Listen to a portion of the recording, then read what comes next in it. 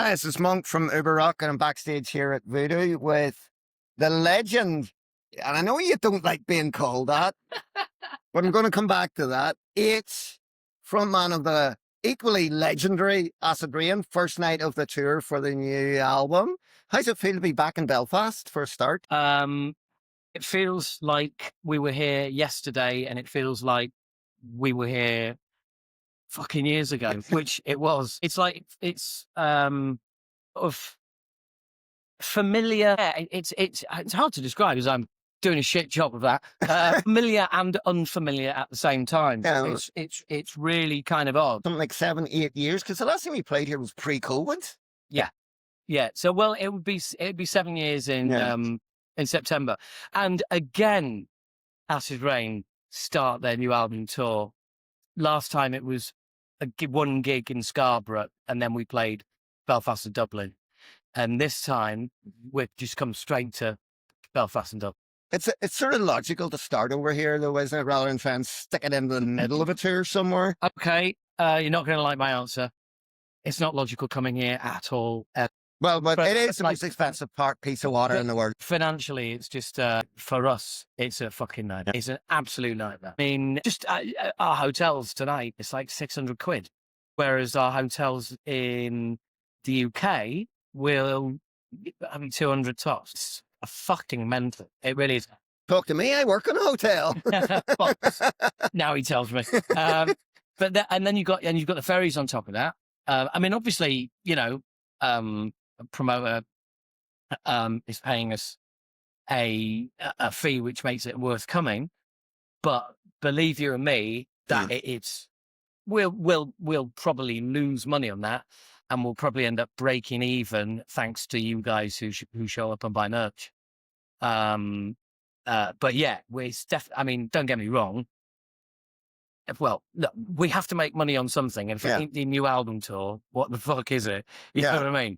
So yeah, we'll actually make a profit through merch sales in the rest of the tour.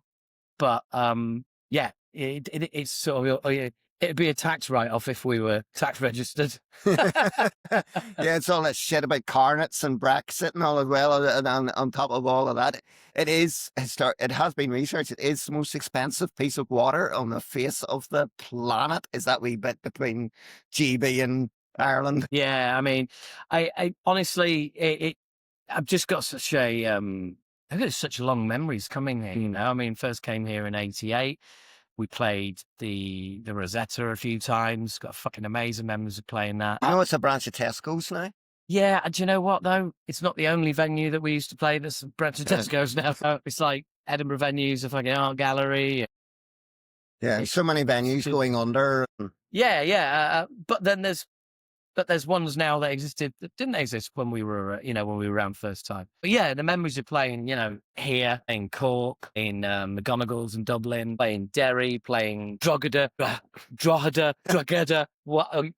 That's my three pronunciations. One of them is close. Ireland was always special for us. Always, it's fucking great coming across the water and playing over here. Yeah, Love it. so it's, as you say, it's first night of tour for the new album. Is there anything that like different you do just before a tour, just before you kick off that set you in the mood for the tour, or do you just go, fuck it, let's play? Well, we've already done a day traveling. So yesterday was a traveling day because we traveled to Holyhead.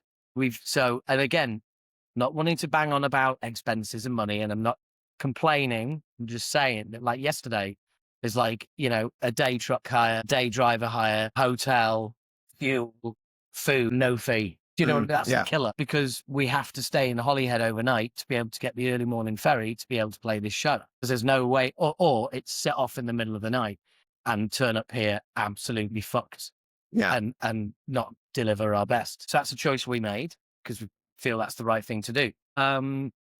So we've been on the road 2 days, nearly 2 days. We haven't done the show yet.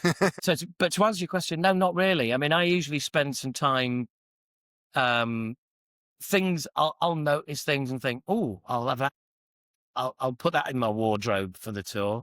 Oh, I like those. Oh, I'll have just general ideas of,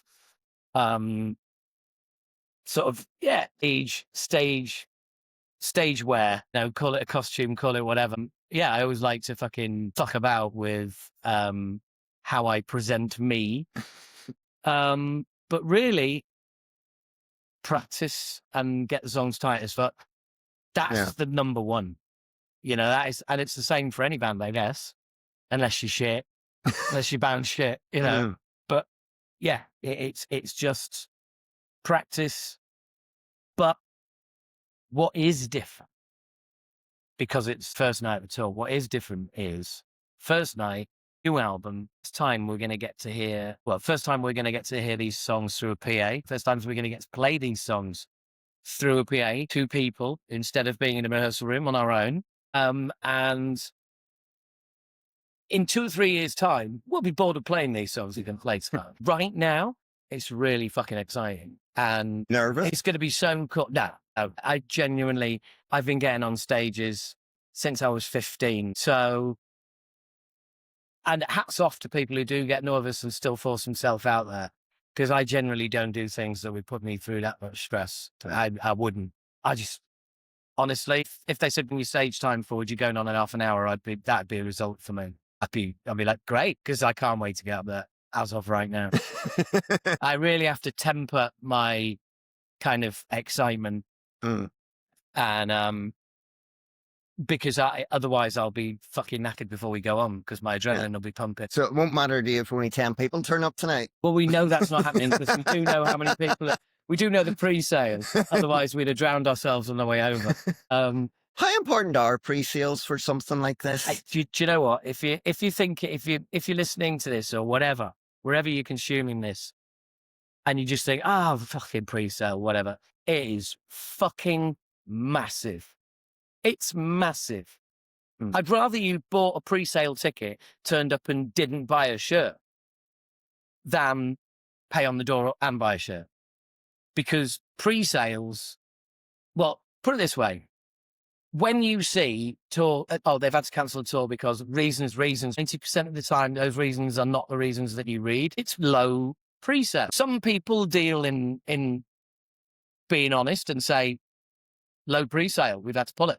And recently, funnily enough, Hollywood actor Kiefer Sutherland was going to tour his band, and he's pulled it, and he said it's because ticket sales are really bad. Yeah, well, he was charging £65 a ticket to play in a venue no bigger than this. Well, there you go, Kiefer. Maybe have a word with your agent. But genuinely, sale means promoter puts you on, sees a load of pre-sale and goes, "Oh, I'm going to put a bit more behind this. Maybe there's more to this than I've realised." And then they get more pre-sale and think, I'm going to put... And basically, with every promoter, they are putting their balls on the line. They're putting their money where their mouth is and going, we think this will sell. And then if pre-sale doesn't happen, they can turn around and go, well, we're withdrawing that offer. Pre-sale shit. Yeah. We offer refunds. And that's that. And then we get, and then some PR agent has to come up with family illness or whatever. But 90% of the time, it's low pre-sale. Yeah. So if you're ever thinking, I was going to buy a ticket to that, but they've cancelled. Yeah. Well, you were part of the reason, you dickhead. Yeah. And it's doubly difficult for a show like this because you've obviously got your ferry fares, your hotels, all pre-booked, all prepaid. Promoter pulls out at a week's notice, you're still out all that money. It would be fucking tragic. Genuinely, I mean, a band at our level, you're one bad tour away from being bankrupt. It's that sort of hand to mouth operation, really. But I sound like I'm whinging and moaning. It's a great... Yeah, that's what you're here for. It's a great position to be in. And I love it. And I'm excited. I can't wait to play these new tunes, see how they go down, see what bits people sing along to, see what bits people go mental to. Yeah, because as you say, this is the first time playing it in front of a live audience. You don't know how the fans are going to react. Maybe apart from what they're saying on social media. Yeah. People say it down about it. I'm fortunate enough to have heard the album, listened to it. I think it is really strong. Really strong. Really strong. It's really strong. It was really consistent all the way through, which I like. I don't like albums that sort of dip in and out and give you a lot of mood swings. You sort of sit at the beginning and you go, yeah, that sounds like Acid Rain. That sounds like it. Yeah. I mean, we're really pleased with it. Matt and I set out to do what we've done, Mm. and that's when it's a creative endeavor. It's not always guaranteed. You're not always you might set off with a noble cause and end up with shit reward. You might end up, setting off somewhere and not getting there, or taking a detour and end up somewhere else. But having said that, the whole new lineup put everything into this album, the finishing touches and everything in it is, yeah, I'm just really proud of it. I mean, in the press release, I say like, I'm like, for anybody who thought thrash albums like this couldn't be made anymore, they can. We have. You're welcome. Yeah, and but thrash is one of those movements that doesn't go away. It keeps coming back. Keep being new generations of acts that are following in your footsteps and keeping the genre alive. And then they're challenging guys like you to keep coming up with the goods in a way, aren't you? Yeah, no, definitely. But also, I think there's also a lack of that going on. There's a lack of like, yeah, right. Actually, no, we're not being pushed because there's an over reliance on digital sounds, Pro Tools, and sticking to the formulas. Lyrically, I think things are getting really redundant in thrash. I mean, if I hear one more song about Mother Earth dying, I'm gonna fucking puke. Let's be clear, okay? If you're concerned about the environment, I get it. But let's be very clear. Mother Earth is not dying. It's human arrogance. The optimal conditions for human life are dying. The planet isn't. It was here billions of years before we were, and it'll be here billions of years after. Mother Earth is not dying. All thrash bands, just fucking stop. All right? Mother Earth is just getting her own back on humankind. Yeah. I mean, it's like, but yeah, my point is lyrically, I just think things are, I don't know. Yeah, find something new to sing about. Yeah. Don't be scared to think. Don't be scared to like be opinionated. Don't be scared to have opinions. As long as if someone comes up to you and says, "Oh, I don't agree with what you said," as long as you can stand there and go, "Well, this is what I said. This is why I said it, and I stand by it." Yeah, and you can not agree or be offended or whatever, and that's your right because you live in a democratic environment. With respect, you're wrong. There's no saying in Belfast. Everybody's entitled to their own opinion as long as it agrees with mine. Yeah. There's an old saying in comedy: all jokes are funny unless they're about me. You see it all the time. People taking offense, and they've spent an entire set laughing, and then you do a subject that's close to their family at the moment, or someone's going through something, come up to you afterwards. "Oh, I didn't agree with that bit. What about everything else?" "Oh, yeah, I was fine with that." "Oh, right. So you laughed at the cancer stuff, yeah? And you laughed at the, but it's that bit." "Oh, well, yeah, because my son, daughter, uncle, neighbor." "Well, there you go." Yeah. And that's why you're hypersensitive about that.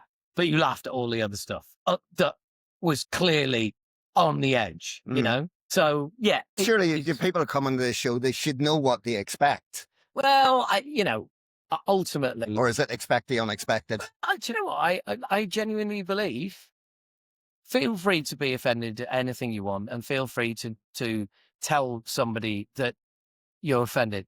But don't fucking expect anything to change or happen because you're offended. That's a pipe dream. That's absolutely, I'm offended. Great.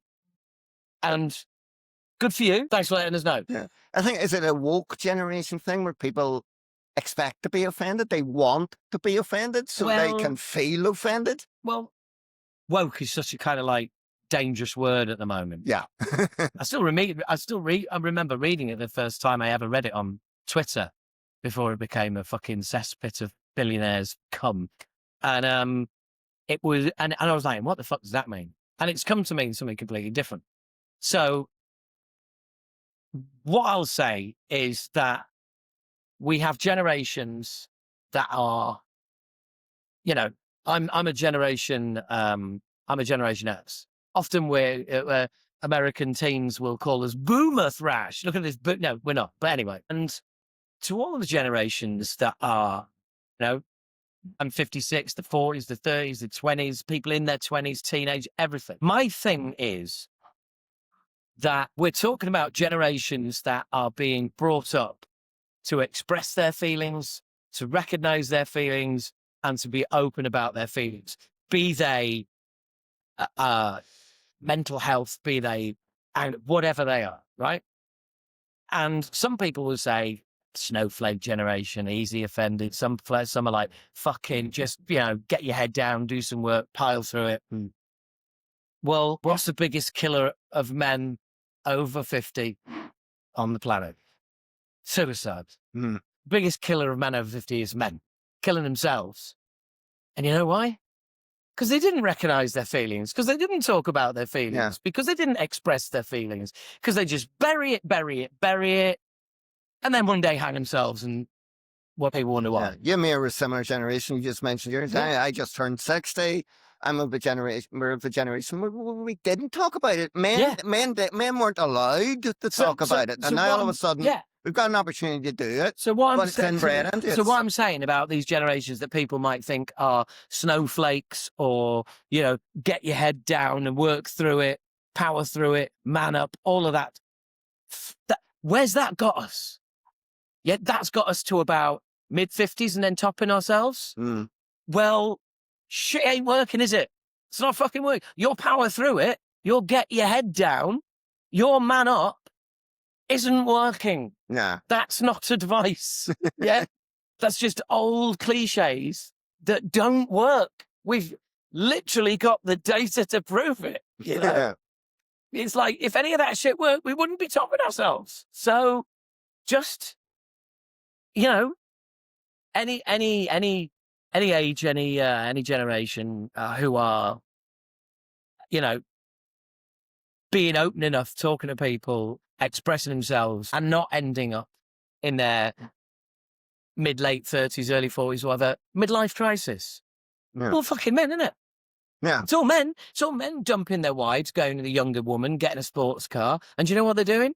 They're going with a young woman because they're just not finding life exciting anymore. They're getting a sports car because there's still an empty hole inside, and they still think that owning and buying shit will fill that hole.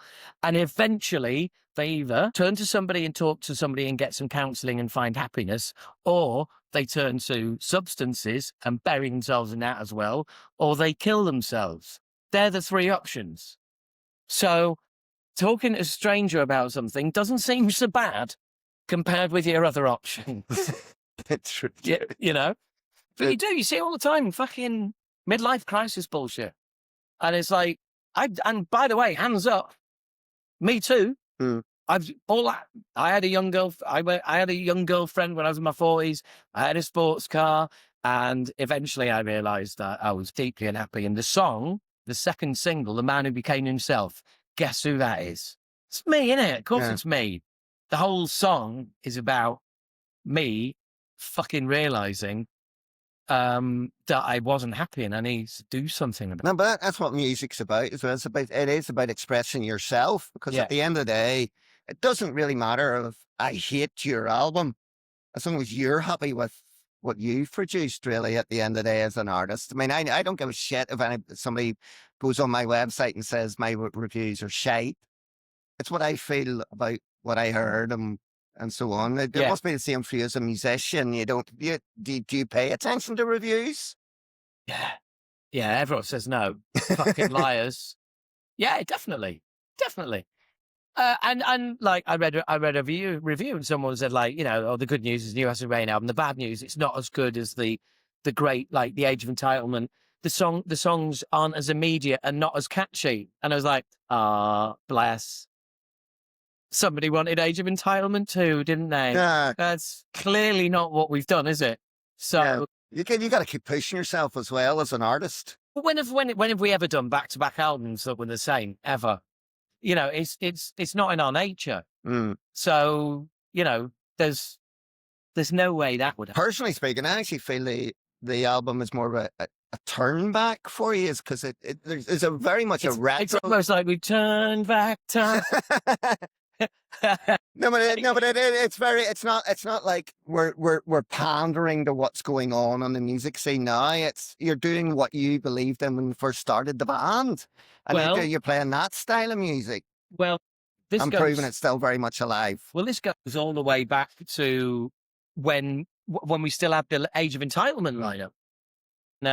And it was like, do you know what? Next album needs to be fucking full on, needs to be a bit crazy. Maybe, take the stabilizers off if they were on the Age of Entitlement. Funnily enough, the only person who wasn't on board with that was former guitarist Paul, who was like, oh, well, because the stuff he had was more like a follow-up to Age of Entitlement. Well, fast forward quite a lot, and everybody was like bang on board with where this is going, wants to do this, and the album cover, we've made no high script for a jester's fear, Yeah. It's like, I was looking at it and I went, that reminds me of something. yeah. Very Marillion. Yeah. By the way, Pete, in case you haven't met this Pete Monk from Iraq. I don't. Yeah. It's sort of. I'm sort of thinking that reminds me of something, but in a existential way as well. It's like taking it and moved it forward 40 years. Well, yeah, it's like it's the room from The Fear, obviously, there's also there's an Easter egg for every song on the album, so every song is in the artwork somewhere. You just got to find it, and that's it was like, I mean, Pete is passionate about the artwork as well, and helped bring that concept to realization.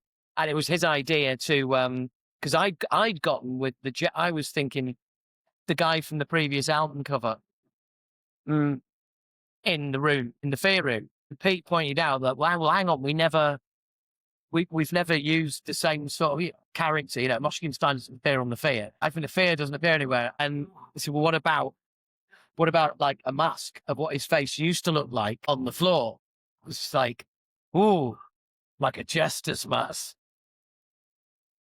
Like, yeah, great, cool. So, yeah, it was just like it. So yeah, it's well, there's a follow up to Blind Aggression, Blind Lines. It's quite open, but also no one saw this coming. I've kept saying that for God knows how long. No one was expecting this. No one was expecting this. Not after that comeback album. And as much I love the Age of Entitlement, absolutely love it. But that's Acid Rain with the edges slightly rounded. Nah. And this is Acid Rain with the edges fucking sharpened. Nice, all right. The Talking Knife. Right? Name check, legendary support band. So yeah, it was full on, like, yeah, we're gonna have this, and we're gonna make it. We're gonna make it. Yeah. You're also a band, my reputation, because you've never really rushed into anything. I mean, it's 4 albums in 40 years. We know you took a long break, but like it's been 7 years since the Age of Entitlement as well. Yeah, so you're not exactly rushing in and going, no, I want to do something completely different. But sat down and thought about it. But that's what losing 3 members in a global pandemic will do.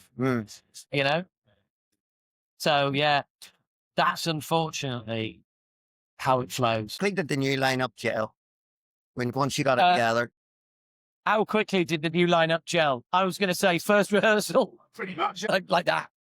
Honestly, I mean, know what we were doing. Yeah, Darren's been a fan of the band for years. I was MC him and his wife's wedding. He was saying that, well, the first rehearsal he ever did with us, we did rehearsal, and he did audition, did first rehearsal, and we were driving back to mine because he's staying over, as was Johnny as well. And he said, that's the longest rehearsal I've ever done. I've been in bands for like 30 years. And I was like 4 or 5 hours. That's what we do. But that's because we always have to make the most of our time together because we're from different parts of the UK. But also what it means is, and I hadn't thought of this, but Darren was like, we did about 6 or 7 weekends on the trot working on the new material. And he said to me, and it's absolutely lovely, he said to me, I feel more a part of this band and I feel more bonded to you all than my band that I did for 10 years, or the other band he was in, what were they called? Take, do you remember? Something about death. Oh, they're dead now anyway. But he was saying, like, I've never gone out. It's like, he'd been in the band for 10 years, and they'd meet, practice, and then fuck off. Or they'd do a gig, and then fuck off. Whereas we practice, then we'll all go for a meal. Or hang out, whatever. And he's like, it's really weird, because that bonding has speeded up. So I've only done 6 rehearsals with the band, but I feel like I've been in the band a lot longer than them, you know, which is great. Gelled immediately. You know, I was peaking because I've said for ages, I thought Johnny was the perfect drummer for this album. Yeah. And that's absolutely no offense to Jack Markson at all. He was the perfect right drummer for The Edge of Entitlement, because his biggest influence is Bill Ward. And Johnny's the perfect drummer for Days of the Week, because his biggest influence is Gene Hoglan, who I was able to introduce him to, who he called Mr. Hoglan. I shit you not. Gene was like, I'm sorry, I have to do the voice. I was like, what? What'd you call me? He's like, Mr. Hoglan. H. You know what he just called me? He just called me Mr. Hoglan. Nobody calls me that. Bank manager. Yeah, fucking no one. Oh, don't worry. He has somebody to deal with his bank manager.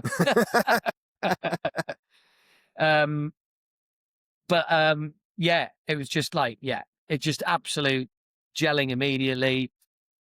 Johnny getting in touch with us through Facebook was fucking brilliant, because we were really struggling for a drummer. And you're just in a position of stop, because you can't do anything. You know, you can't. There's no rehearsal. There's no gigs. There's nothing other than we need a drummer. And then Johnny messages us one day after because I posted that we were still looking for a drummer and a guitarist. And he said, "Oh, I noticed that post. I thought you'd have a drummer by now. If you're still looking for one, you know, I'd be up for it." And I was thinking, I thought he'd quit. Oh no, actually, he said I sent him a message back as I got a manager to message me back saying, like, oh, you know, send us a video of you playing this song. And then the manager told me about it. I was like, I know who that is. Fucking let me at him. So I messaged him directly, and I was like, sorry about that. When can you fucking come down? Basically, he was like, all right, cool. How many songs do you have? I put the pressure on him straight away. And he said, like, he was like, well, where you're at? I said, well, we've got somebody who's there, but not there. And put it this way, the job's yours. Come and get it. And he came and got it. Ball's in your court. Yeah, it's like literally, the ball is in your court. Come and get it. And he did. You know, like a fat lad to a pile of sweets. He was straight in. We'll wrap it up here. It's quite soon. It's the first night of the tour. Yeah. You're doing how many dates in total on this run? 10. What happens after that? More dates towards the end of the year. Festivals next year. And this is the thing about being in a band. We couldn't book festivals for this year. Oh, you're going to be on Bloodstock? No, because when Bloodstock were booking Bloodstock, there were 3 of us. Yeah. We couldn't go, oh yeah, put us on in 2026. We'll have a new drummer and we'll be working on a new album by then. Oh, if the new album will be out, we can have a fucking band. Yeah, and you don't want to book it and then have to say, oh, sorry, we can't do it. Well, the thing is, but the thing is as well, they'd be like, well, will you have an album out? So you either lie and shit, we may or may not, and that's not a path to go down. Lying is you just have to be honest and say, well, we'll send a quick message to my mate Simon at Bloodstock. Acid Rain do have 4 members and an album out, so if anybody pulls out, you know who to call. Yeah, by the way, Simon, we've got 5 members. But no, the thing is, we're already in conversations with them for 27. You know, because that's how it works. Yeah. But I people know, I don't mean, I know- realize things are booked so far in advance. I mean, I got Yeah. an email through the other day about Tour for 2028. That's how far people Wait, get in the program. they're really they've got a proper fucking pre-sale. Yeah. They better have, because Yeah. it's Wembley Arena. Oh, right. Okay. Yeah. Fuck that. Wow. And they better Can- pre-sale that one. Can we support? Oh, it's a pop band, unfortunately. I think Don't care. you might just wipe them off the Mate, stage. don't care. Honestly, no matter who we got an offer from, we'd support them. I don't mean like, all the bands, but like any style, anything like that. My dream is a co-headline tour with Censer. I think that's, That would be something else. you see, Your era, they're massive. everybody I say that to goes, fucking hell, yeah, right. So there is a synergy between the two styles of music, and that not a lot of people see. And I think it's been emphasized with bands like that are doing crossover into hip hop and stuff.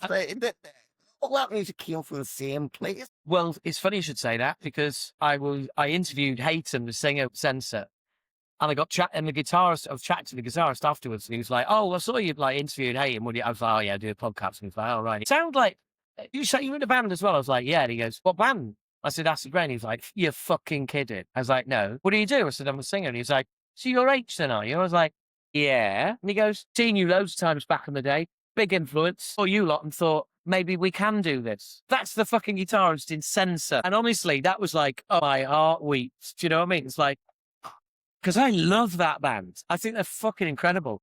Their latest album, by the way, was in my top albums of last year. So to hear that is just like, wow, long live thrash metal, long live Acid Rain. Good point to stop. H, thank you very much. Thank you.